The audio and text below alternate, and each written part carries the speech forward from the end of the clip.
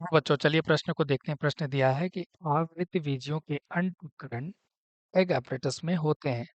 विकल्प हमारे पास दिया गया है, एक अंड कोशिका तथा दो एंटीपोडल्स। विकल्प बी, एक अंड कोशिका तथा दो सिनर्जिड। विकल्प सी, एक अंड कोशिका तथा दो ध्रुवीय नाभिक। विकल्प डी, एक अंड कोशिका तथा केंद्रक कोशिका। तो आइए इस प्रश्न की मुख्य अवधारणा को समझते हैं। मुख्य अवधारणा मुख्य अवधारणा जो है, यह अंड उपकरण से है।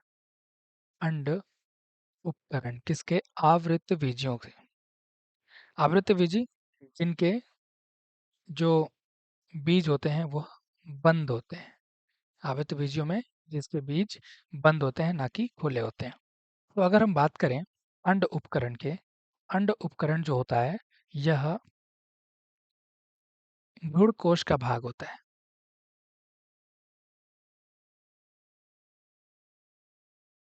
यह जो होता है अंड उपकरण, यह भ्रूण कोश का भाग होता है। भ्रूण कोश का भाग। भ्रूण कोश का भाग होने के साथ ही साथ अगर हम बात करें इसमें अंड उपकरण में, तो यहाँ पर देखा जाता है एक अंड कोशिका, एक अंड कोशिका तथा दो सहायक कोशिका, इससे मिलकर ये बने होते हैं। इस सहायक कोशिका को ही हम क्या कहते हैं? सिनर्जिड्स कहते हैं। सिनर्जिड्स के नाम से जानते हैं। तो ये हो गए। अगर हम बात करें सि- तो यह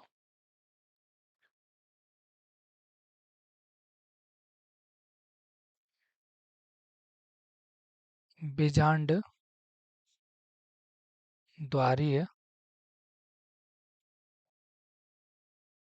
सिरे की ओर पाई जाती है। सिरे की ओर पाई जाती है। तो अगर हम बात करें, चलिए विकल्पों की तरफ, तो देखिए क्या हमसे पूछा गया है कि आवृतबीजियों के अंड उपकरण में होते हैं क्या क्या होते हैं। तो हमने देखा एक अंड कोशिका तथा दो सहायक कोशिका, यानी इसे ही हमने सिनर्जिड बोला। तो हमारा जो विकल्प हुआ बी यहाँ पे सही हो जाएगा।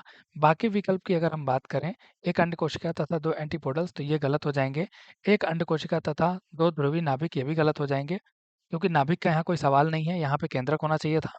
और उसके बाद अगर हम बात करें एक अंड कोशिका तथा केंद्रक कोशिका, तो ये भी गलत हो जाएगा। तो हमारा दिए हुए प्रश्न का विकल्प बी होगा। आशा करते हैं इस प्रश्न का उत्तर आपको समझ में आया होगा। धन्यवाद।